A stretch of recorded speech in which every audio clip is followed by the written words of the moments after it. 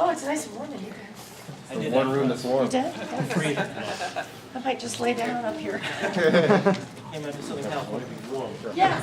Now we're back to Jersey this morning. Jersey. Ugh. Hi. Over there on the award table. Okay. Okay. Start. Of course. And then we're just waiting. There he is. There's Mr. Well, I circled back around to make sure that. It's so confusing to have so many Narutos in one place. That's right. Turn my volume up.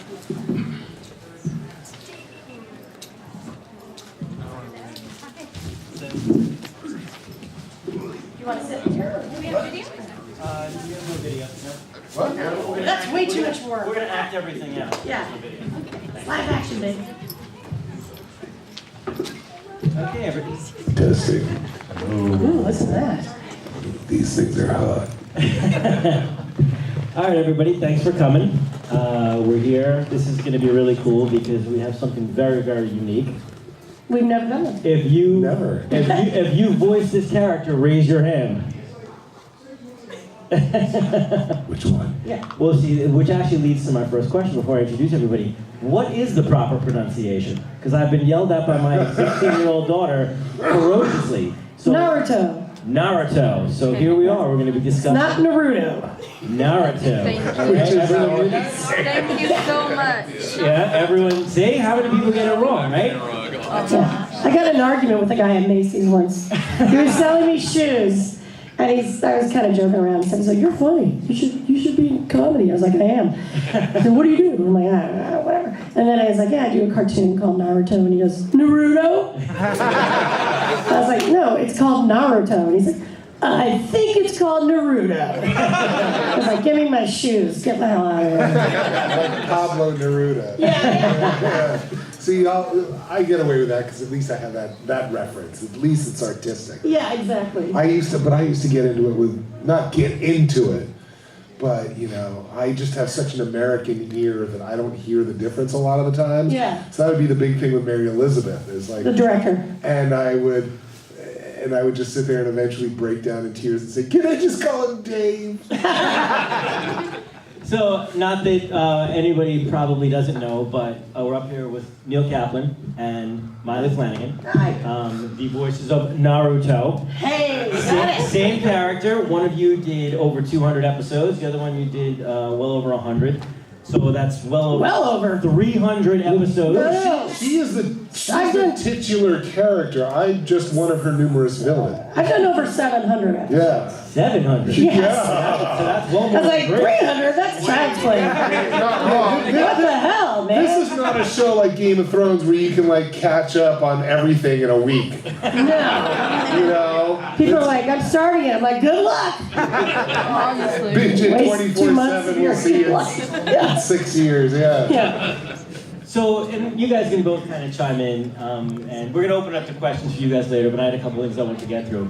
What has made this character just so popular, in your opinion, with the fan base? I mean, it's ravenous, so. It's crazy. When we started, it was popular, obviously popular in Japan, but it was popular here, but it's only gotten bigger. It's not gotten smaller, and then with it coming out on Netflix or whatever it was, Hulu, Netflix, it just got bigger and bigger and bigger. I mean, we do conventions, and I'll do a convention in Baltimore with 110,000 people, and I'll do a panel, and there'll be 2,000 people at the panel. So, I mean, and this is it gets bigger, not smaller, which is crazy, because that just doesn't really happen that much, I don't think. Well, no. See, I discovered the difference through my association with Power Rangers, and ultimately what happened was, because that was a union show. Yeah. So when it was sold on VHS, we got some checks, and then the checks stopped. And then all of a sudden, I went, Neil's 90. I just look like it. But one day I go downstairs and the box is filled with checks, and it's like, why? How is this? Right, it's on Netflix now. Yeah. Because Netflix has this infinite shelf. Hulu has this infinite shelf. So whereas Target couldn't sell Naruto Right. Naruto DVDs.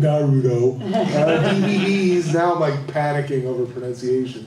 But they Just don't skip it. Call it, what'd you say, Dave? but they don't have room to sell it, but thank goodness. So now the people who've been watching it since before it became Shippuden, since it was, Yeah. because you've been on it the whole time, Yeah. right? Yeah. Since it was just Yeah. Dave, He is panicking. and then Dave Shippuden. But, so I think that's a lot of it. And then, you get these fans who talk about it to other fans at conventions, and since they don't have to search too hard to find it. No, not at all. And then it was on Crunchyroll, right? Wasn't it? Yeah. For a while. And there's just so many epic stories within it. Yeah. You know? And the merchandise is crazy. It's crazy. Yeah. It's crazy, man. It's everywhere. That is the smallest camera I've ever seen in my entire life. What the hell is that? Is it from the future? Literally, what is that camera? It's a GoPro. It is, oh, it's a GoPro. Okay. I have one of those. Someone gave it to me. I'm like, I don't know how to use this. Does it really count if he's not having it strapped somewhere now? You're supposed to wear that, aren't you? It's supposed to be like riding a mountain bike down a hill. Or surfing. Exactly. I mean, just put some bumps in it every now.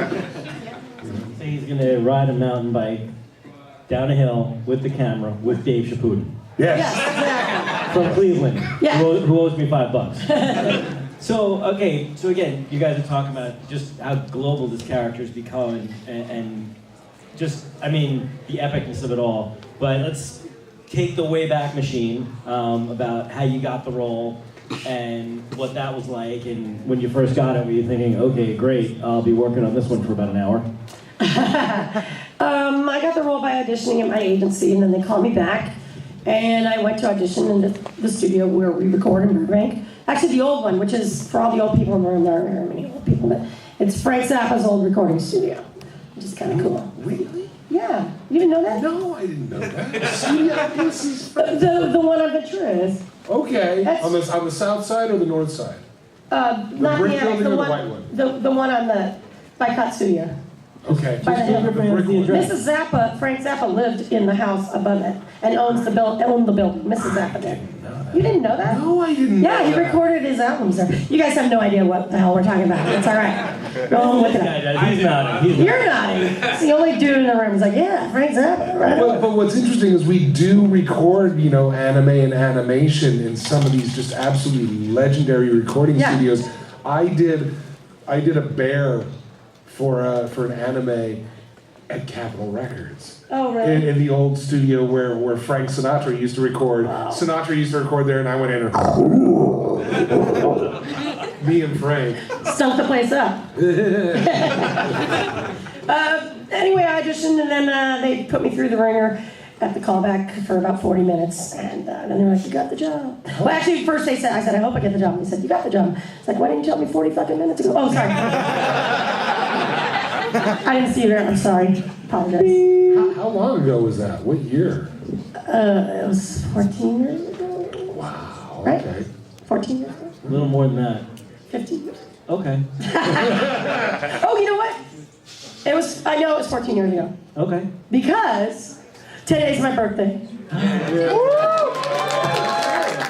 Everybody, real quick. Happy birthday to you. Happy birthday to you. Happy birthday, dear Molly. Happy birthday to you. Thank you. You weren't kidding, were you? No, Okay. it is my birthday. Look it up on IMDb. Or Wikipedia, where there's a lot of lies too. But anyway, I got it, and I said, wow, this is cool.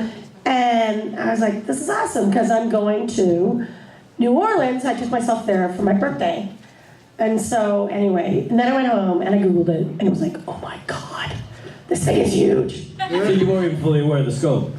I wasn't aware of it at all.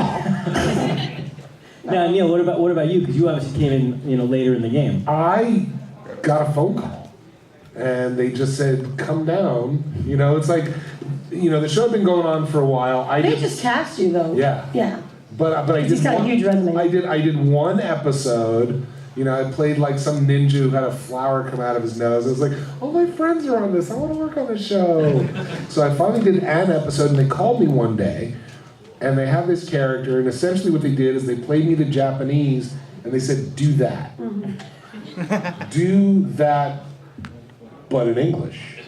And so I did, and they were happy with it. And I mean, it was for the first couple of months that I was recording, I would always ask to hear the original actor just a little bit. And so it was just kind of channeling that smooth sound, that confident sound that he had. Yeah. You know, but I it's one of the few things I've ever done of note that I didn't audition for.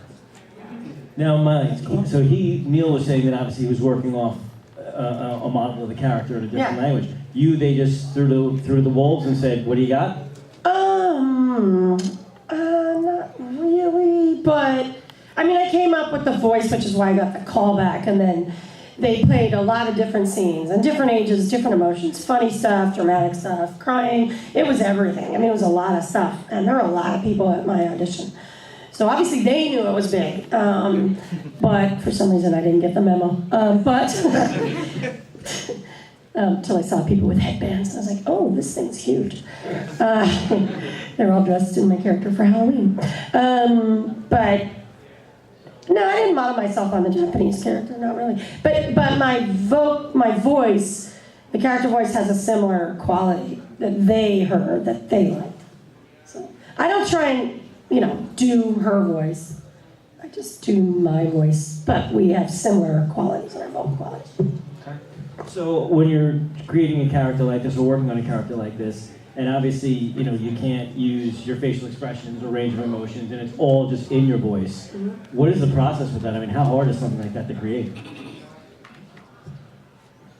It's just to me, I'm kind of a simpleton. I look at acting, it's just all pretend. And so all I'm doing is I jack up the pretend level because I don't get to look and see the prop in my hand. I'm not in the costume. I'm not looking around and seeing all the other ninjas around me. So I play the movie in my head and kind of see it, and it's like, okay, pretend you're this guy, and how does this feel? And that's ultimately what it boils down to for me.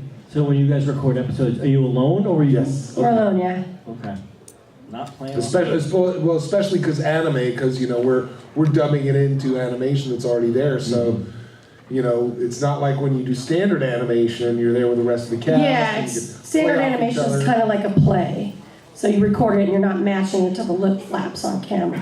It's kind of a technical process. The way that we do it in anime, in Naruto, and all anime dubs, is so they have the little scene, your director sets the scene. They'll say, as you last remember, we were in the Leaf Village, and this happened and that happened. And you're in the middle of a battle with whoever. And then you have a script, which is now on an iPad for us. It used to be just a paper script. We don't get it beforehand, we don't read it beforehand. They don't send it to us, so you don't prepare and rehearse, so you have to be very quick. So, and you have to be a good reader, because if you're dyslexic, there's no way you can do this. Because you look at the script, kind of glance at it, then they play a little section that you're going to do. Maybe a line, maybe two, maybe three, maybe a whole scene to see where you're going. And then they play the scene, and when they play it, we hear the Japanese voices in our headphones.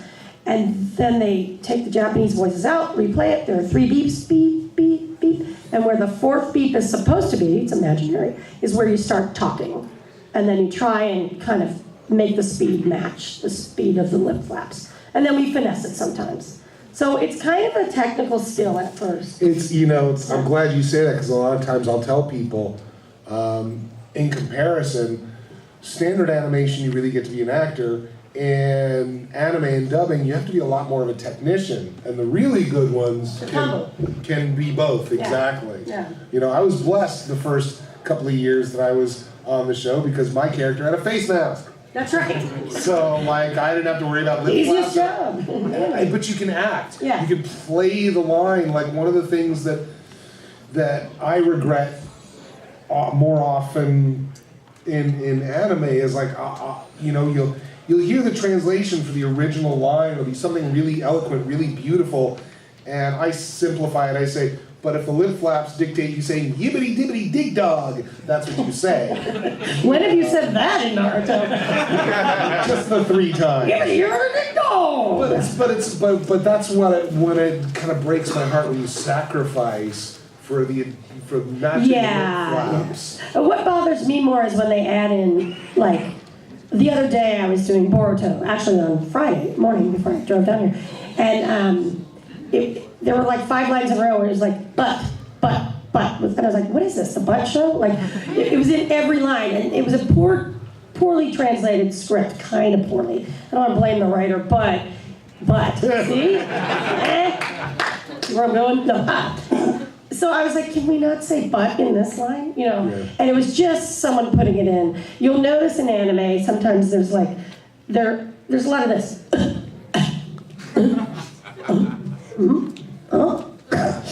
And that's because like Japanese has its own rhythm and method and way of speaking that we don't do. But you know, it's not like every time I get up from a chair I go, except for when you go home and you do and you're like, what the hell's wrong with me? Right. That's the one that kills me. I'm like, really? We don't do that, but I'll do it. You know, you pay me, I'll do it. Who the hell cares? This is the anime way of pouring water.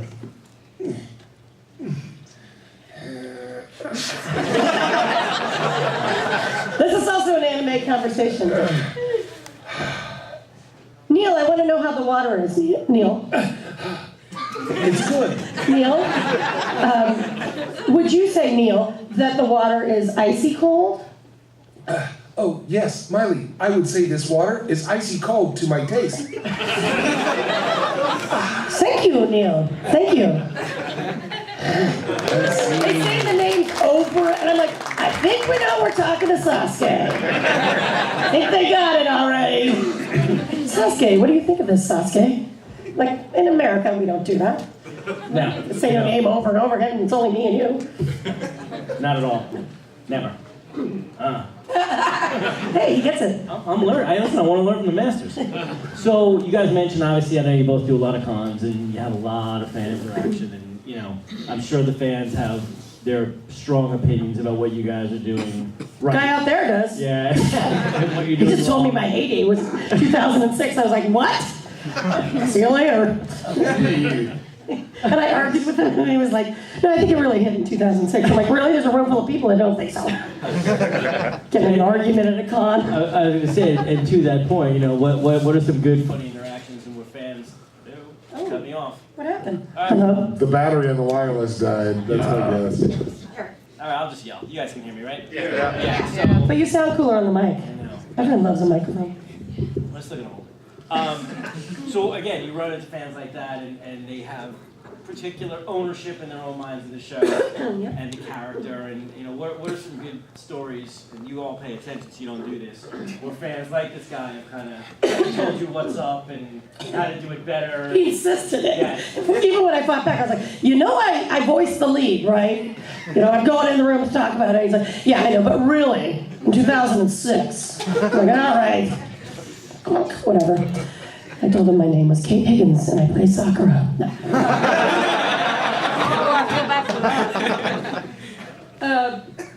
Well, I forgot the question. look, I mean, you know, This is a Long Island I see. I played a character called Optimus Prime, and so my big one is like having people, you know, like speed walk across a convention floor and come up to me and very happily and excitedly say, "You're my third favorite Optimus Prime."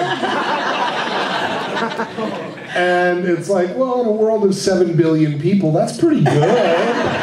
I'll take a top 3, you know, but I did have one. Number 2. Probably David Kaye, but he's really handsome. But like, for instance, I one day it caught me off guard and I sat there and said, in what world do you think that's a compliment? In what world do you think that's a... But my mother was a special ed teacher, and I after a few seconds, I knew where it was coming from. And it is coming from a place of respect. And for instance, like, look, I was 50 feet away from the guy. I still haven't met Peter Cullen. Really. Never. And I played Eeyore, I played Venger, and I played Optimus Prime. There's a reason one of my nicknames is the Budget Peter Cullen. I'm the poor man's Melissa McCarthy. I will so take it. My career skyrocketed after she got famous. And she's busy, good. I'm available. Thank you. But no, one of my favorites was I made the mistake of searching my name on Twitter Don't this do morning. that. No. This one was great because somebody sent me a tweet saying, "Aren't you embarrassed to be trying to earn your living dubbing in English when the Japanese have perfected it? And don't you understand that what an embarrassment you are?" And I felt like writing back, "But they don't speak English." It's like not even fight them on, you know what, fine, they are the best. They're the best in the world. They have it perfected. From the time that they're very small children, they go to a voice acting school before they even learn how to speak. We've all heard about the legendary academies. Great, I'll give it to you. Fantastic, absolutely. But something like that. Really? They have like voice acting academies, yeah. They do? Where they learn how to go, They have a whole Screwed around semester. in my college dorm. They have a whole semester.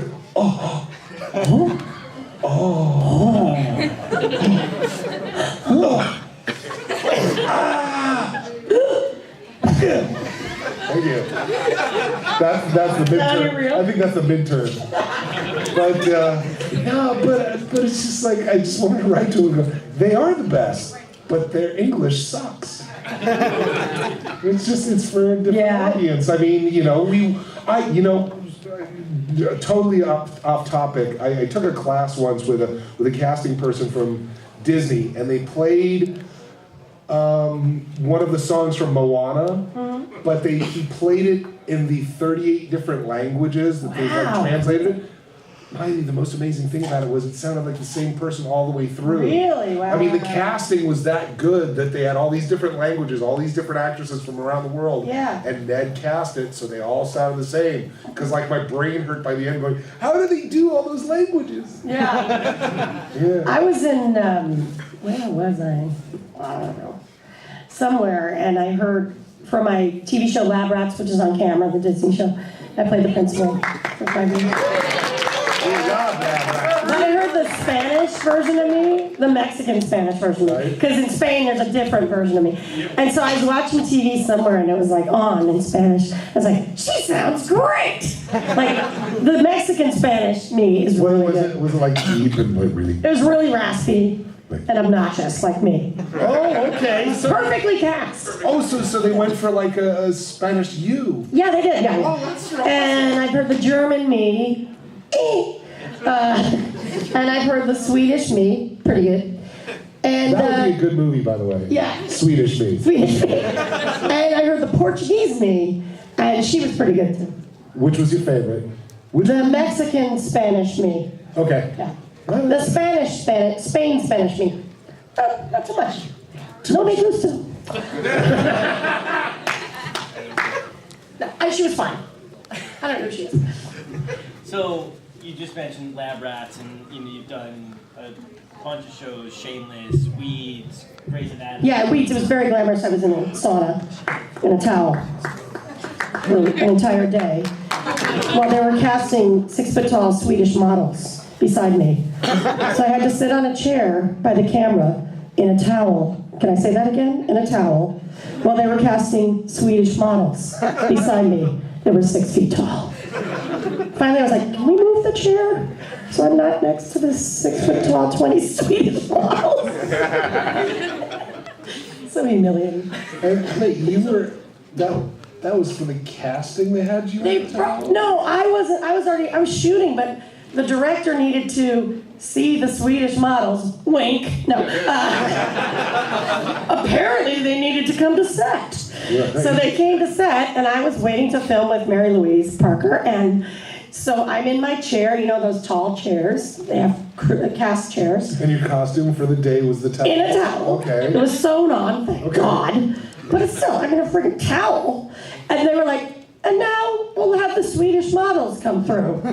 And finally I was like, I gotta get out of here. You realize this, right? It's like, is there a closet I can hide in? Just 10 minutes? Yeah. So I think you're saying you have more fun doing the voiceover stuff. No, it was really fun. It was really fun on Weeks. That was really fun. It's all really fun. It's really intense though. Like Shameless was very intense. Yeah. A lot of moves very fast, and you have to memorize your lines. And my first scene was a walk and talk, which is when you, like The West Wing, if you remember that. You don't remember that show, but it's like where you walk and talk. It's called walk and talk. And my first day was at 4:45 in the morning. They do very little makeup on that show, and it was a walk and talk where I had to talk to Emmy Rossum, who was in 6-inch heels. It's like, hey, and I had to talk, and so you have to hit all your marks while the camera's following you. And same with, I did an episode of ER, which was, I was at the end of a shot, and if you look at the show ER that was on years ago, the camera goes all around, and it's on a track, right? So I was the last scene in that, so it was me, Mekhi Phifer, and John Stamos in the scene. And so it went through, and there were little vignettes, so there was the vignette over there, with superstars, and a vignette over there, and a vignette over there, and then the last one was me, and I had to say all sorts of medical jargon, and they switched the lines on me right before I did it. I was like, we're gonna rehearse this, right? And they're like, oh yeah. And they're like, action! But Mekhi Phifer and John Stamos didn't know their lines, so that was cool. I was like, oh, you don't know either? Great. Oh, good. So a little easier to do the voiceover stuff, right? Yeah, you don't have to memorize anything. It's alone in your room. Well, unless it's dubbing anime, in which case then you're looking at the screen and at the script, which is down here. Yeah.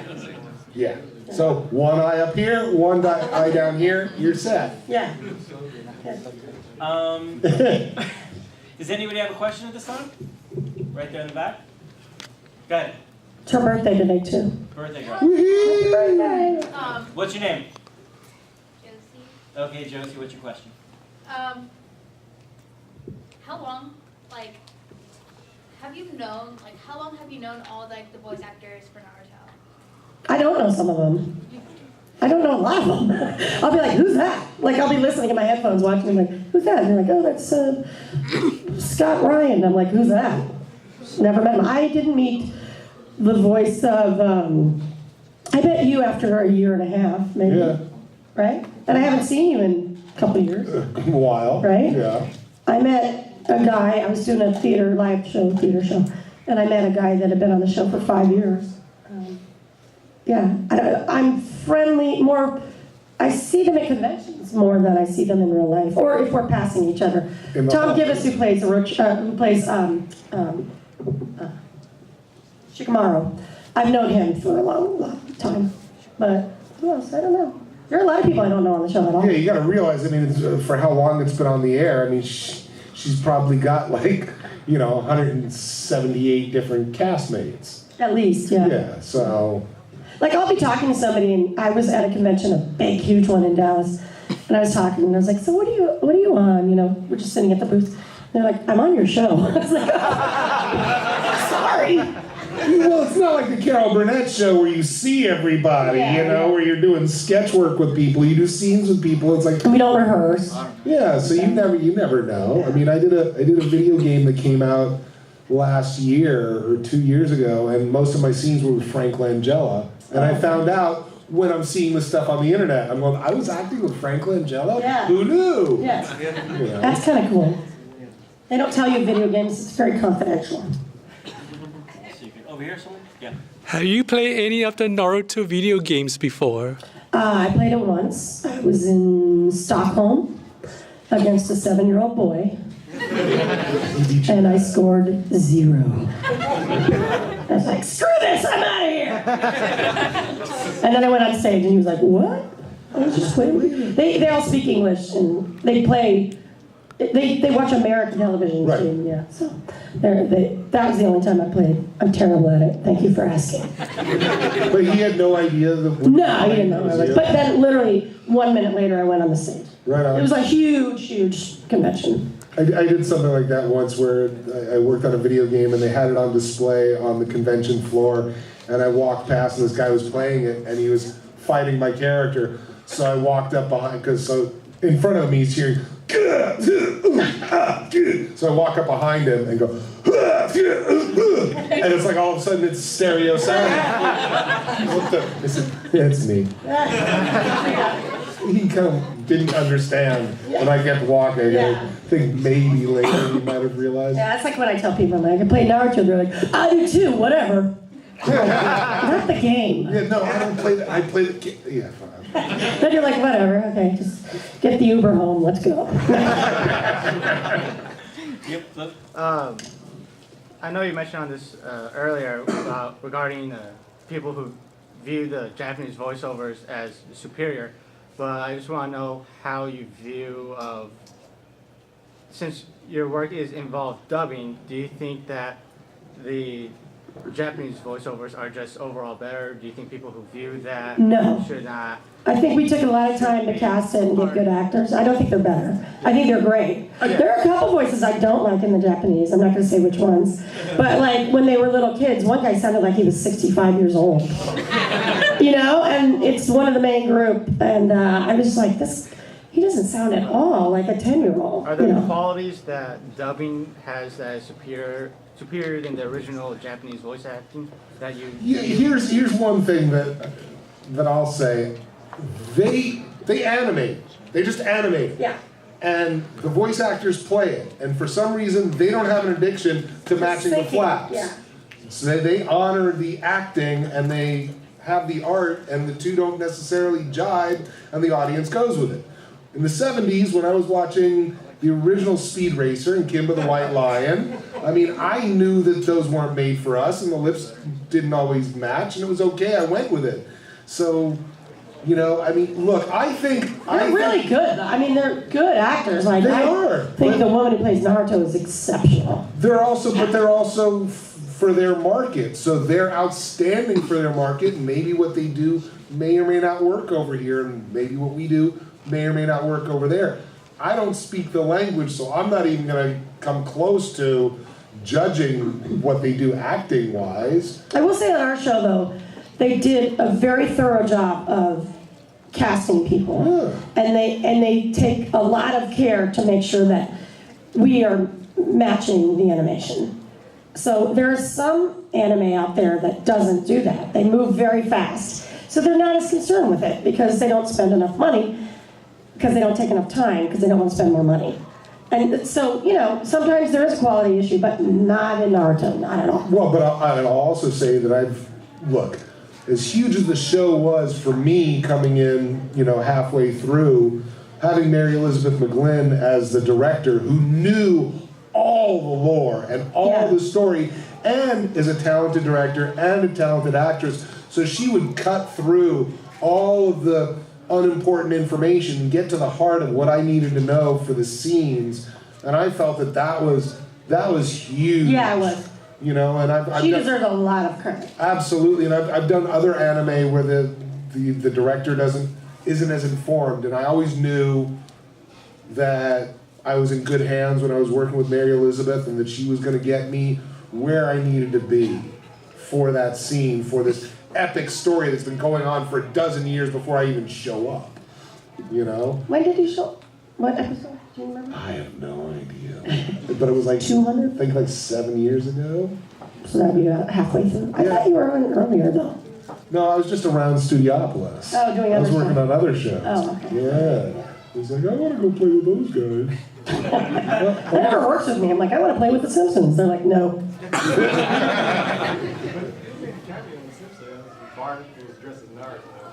I know, wasn't that cool? He just said that there was a cameo on The Simpsons where Bart was dressed as Naruto. I swear to God, that made my day. I was just like, this is amazing!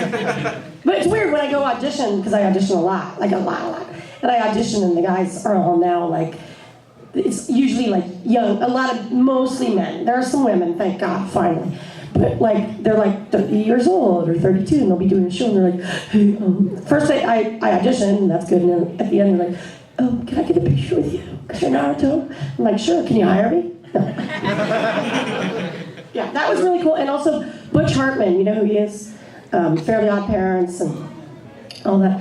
He did a doodle of a Naruto character. Did you see that? He tweeted it. I thought that was really cool. Yeah.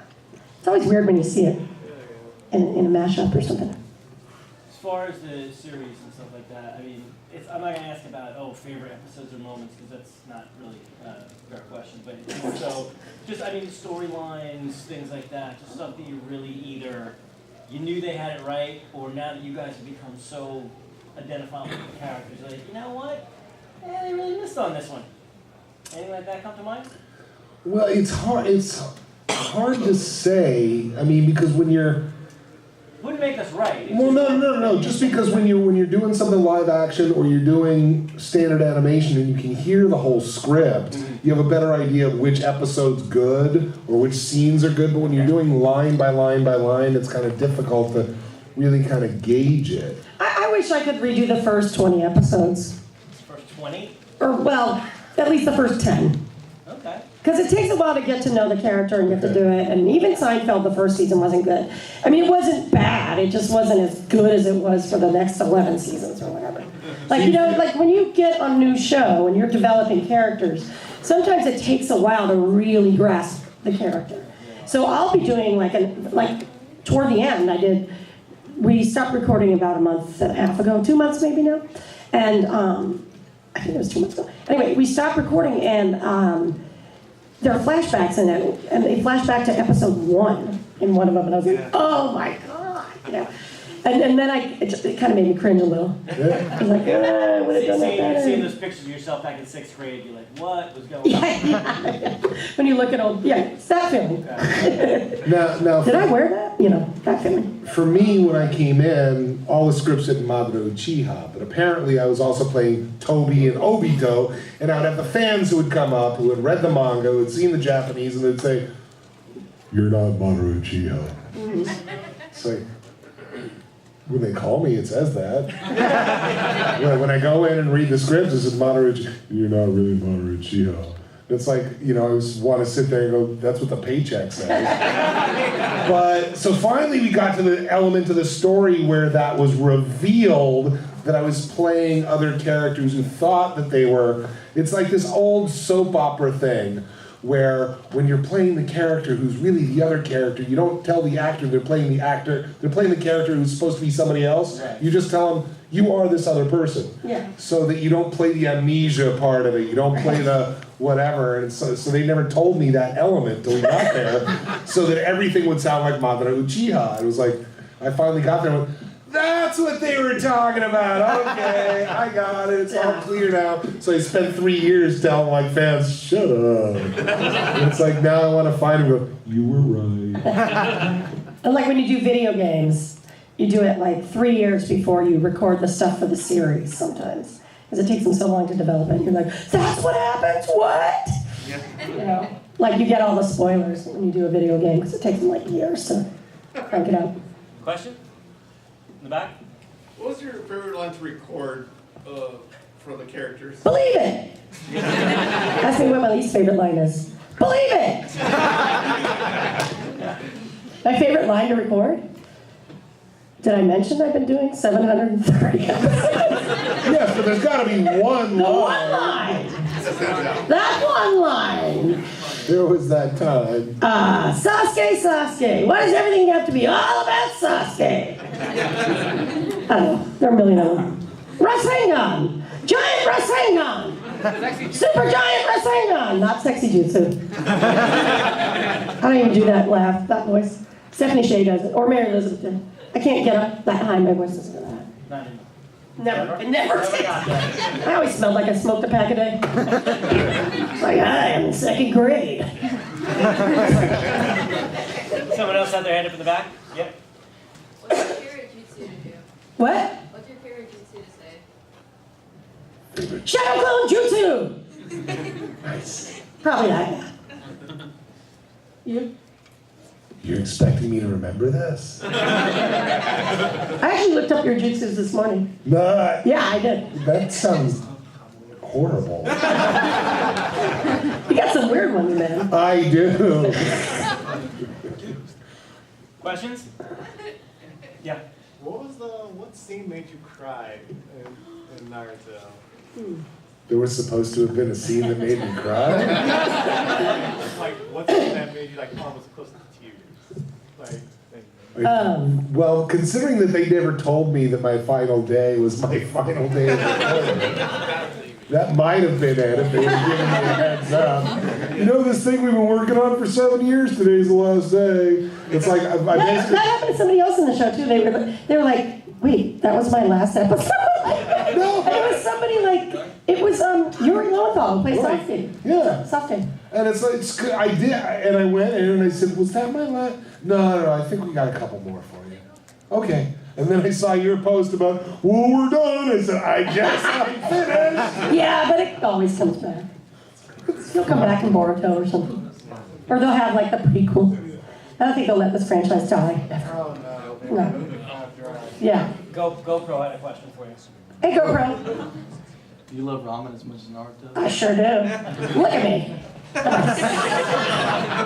Mostly we get hungry when we eat, and then we're like, let's go have sushi. And it's like, oh, it's 11 in the morning. But why not? Yeah. Whenever we record and we're eating food, I'm like, I'm hungry. Doesn't matter what time of day or if I just had a full meal. I do love ramen. You know, the ramen shop is, the name of Ichiraku Ramen is based on the creators. That's the name of the ramen shop that he went to when he was in art school. Oh, cool. Yeah. As far as a sad thing in the show, you mean in the show, right? I tell this a lot, so people that record me and put it on YouTube, you know the answer. But I had to record when Naruto saw his mother again for the first time. And it was a week after my mom died. And I was like, oh my God. And it's a really good episode, though. Like, I went back and watched it, and I was like, that's what you do as a good actor. Like, there's nobody on our cast phones it in. Like, you just can't, because the standards are very high. You know, they don't cast people that would phone it in because the fans know it. You know, when you hear a bad voice, you know it. Like, they stunt cast so many things now in LA. And I'll hear some like YouTube star, like smack dab in the middle of a great animated feature. And it just stands out to me. And I hope that trend stops, you know, where they don't get some YouTube star or celebrity to do that voice. And I will say, you know, Hollywood's dirty little secret is sometimes someone else goes in and actually does most of the role. And I've done that plenty. Like, I go in, we don't get credit, but we get paid and we get residuals. But, like, I did it for this kid. He was a big star in England, but they took so long to finish the movie that his voice had changed. So I had to match his voice in the movie. And all the emotional stuff, it was all my voice, doing his voice. Yeah. And you were matching how it was when they started? Yeah, when he was young, okay. Right. Because he couldn't do it anymore, because his voice had changed. And that's why women do boys' voices, and that's why Bart sounds the same 30 years later. Well, no, if you look at the old Charlie Brown specials, they would recast all of the Peanuts every couple of years. They did 2 years ago. I auditioned for it. Yeah. But that was what led to when they finally got to The Simpsons. They said, "Yeah, we're not doing that. We're not going to try to find a boy's voice every couple of years." Right. So that was 20 years later. Yeah, but that's where that started. Was they learned from the Peanuts, going, "Oh, let's not do this every couple of years, please." Yeah. So you get Yeardley, you know, Yeah. a young girl for Nancy 30 Cartwright. years, and Nancy, yep. Mm-hmm. And hopefully you. I've been on The Simpsons. I know, but I want you to be a regular. Me too. Cha-ching. We hardly ever see Baruto's dad. Who's speaking? Sorry. Oh. We hardly ever see Baruto's dad. Are they going to make a spin-off about him, like his own series? I hope so. I need a new TV. Yes. Let's go with that. I'll put it out there in the universe. Please pay my mortgage. Pay the pool guy. I don't know. They don't tell us anything. They just call when it's time to come in. Yeah. I was just gonna say, like, how is it trying to, for both of you, like, as far as, like, you say you both have done, like, TV or stuff like that, plus animation. I was just curious, as an actor, like, tips that you would say for emotion, because in anime, a lot of it is told through the storytelling and the emotion and the music and things like that. Is it harder to, how do you guys connect to that emotion when you're voicing over a character versus how when you're in a scene you just can kind of portray that? Vodka.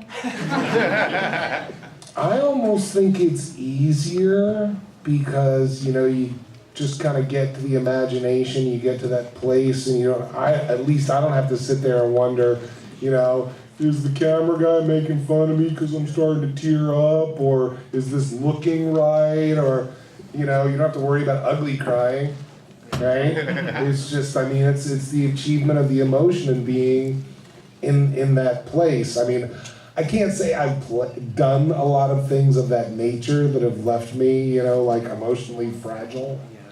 I mean, the closest thing that I ever had to that was I did a video game called Mafia 3 where I had to say some really racist, horrible things. No. But it was necessary for the game.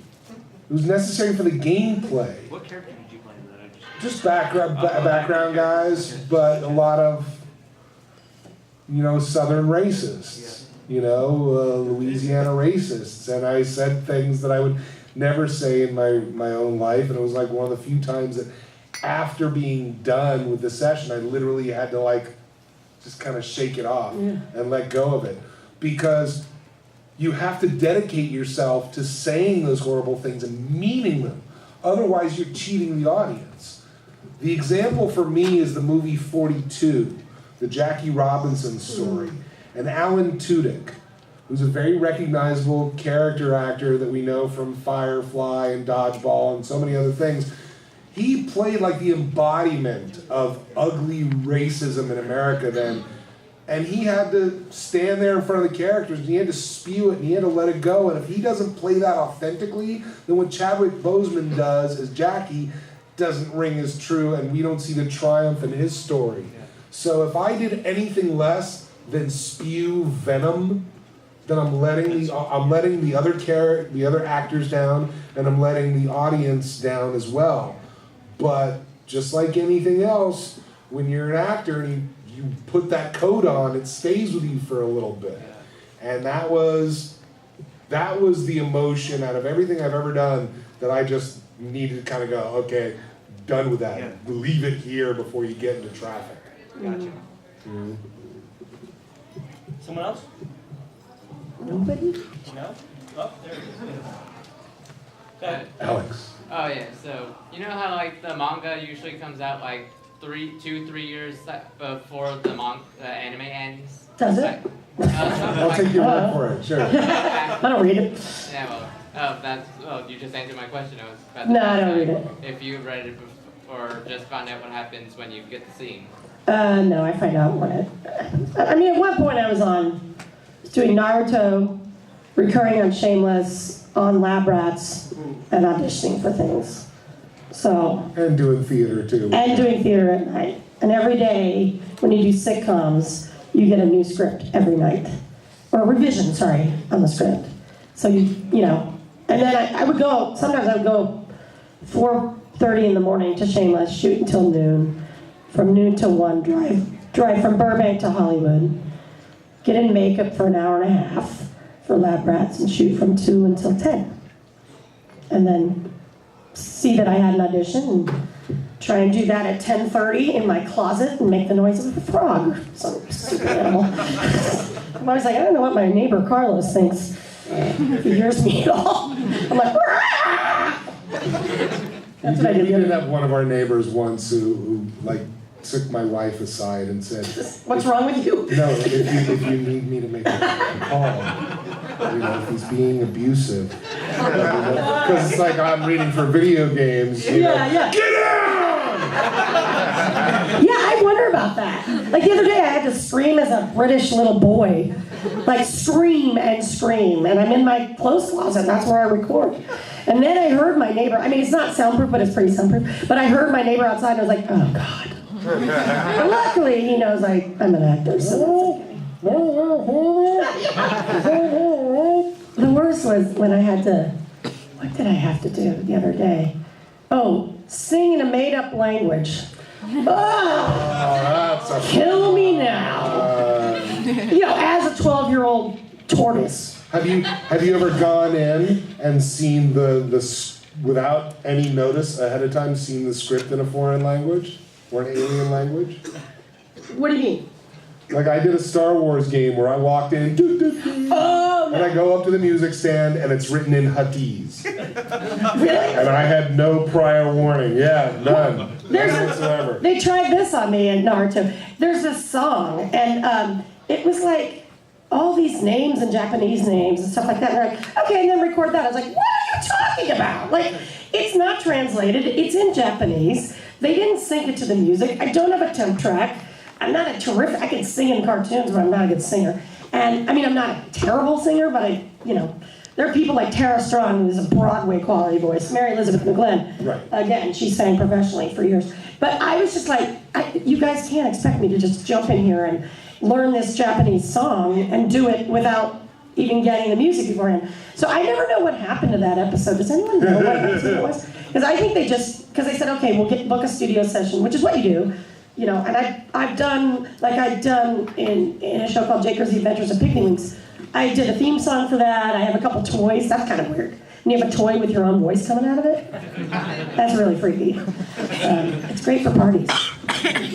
I had once when I was working on Digimon, and I go into Toys R Us, and there's a talking Hawkmon, and I go, and I literally went, are you kidding me?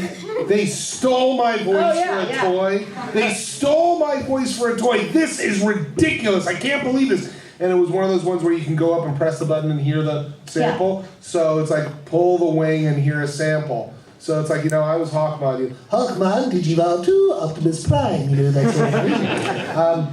And I go up and I pull the wing and I hear, Hawkmon, Digivolve 2. And I'm all, are you kidding me? They didn't even rip me off! The guy doesn't even do a bad impression of me. That's horrible! Yeah, so it's worse when they don't even get you right. Yeah. I remember I did a Sara Lee commercial for Deli Meat. It's a glamorous life, people. And I played, I don't know, somebody who sold meat, I guess. I don't remember.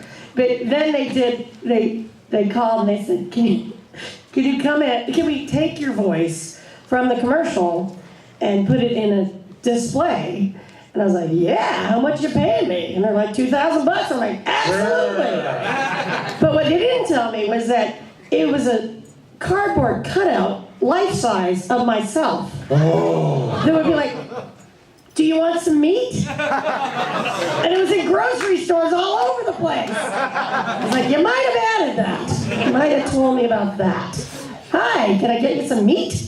And it would just go up randomly. So it's not like you pushed a button, it would just be me like yelling at people in a grocery store all over the country. Yeah. Oh, they also made a mannequin of me once. That was kind of fun. Yeah. For a show? No, for my hobby. Yes, of course. That might have been for display for something that you For a show. Okay. I have my own head at home from an episode of Lab Rats. Okay. Where they had a robot me. Okay. And so I went to get my face cast. Don't ever do it. It's horrible. How long were you in that? In the face cast? Yeah. I told them not to tell me how long it was because you start to panic because what they do is they put straws in your a wig. Yeah, that's the worst. Oh my God. My friend just did it the other day. It's a great video. It's viral. And he had to face cast someone and she freaked out and ripped it all off. So did Steven Seagal twice. But anyway, they put your head in plaster. Oh, it's awful. And they close you off. And so the last thing they do is your nose. And then they stick 2 straws in it, so your ears are shut and your mouth is shut, your eyes are shut, and as it dries, the cast gets heavier and heavier and heavier and heavier. And you just sit there trying not to freak out. It's so claustrophobic. That's got to be hard for young people today who have never torn themselves away from a screen or from entertainment for 7 minutes. You can't wear headphones. You can't do anything. You can't hear anything except for your own breathing. Like what you do when you snorkel or scuba dive or something like that. Anyway, I don't know. And so anyway, they made the thing and they gave it to me. And they also wanted to give me a huge butter sculpture of my face, my head. Butter. It's fake to look like butter. At the end of Lab Rats, they're like, do you want this? I'm like, where am I going to put a 5-foot-tall butter sculpture of my face? Wait, it was a 5-foot-tall sculpture of your head? Yeah. 5 feet tall? 5 by 5.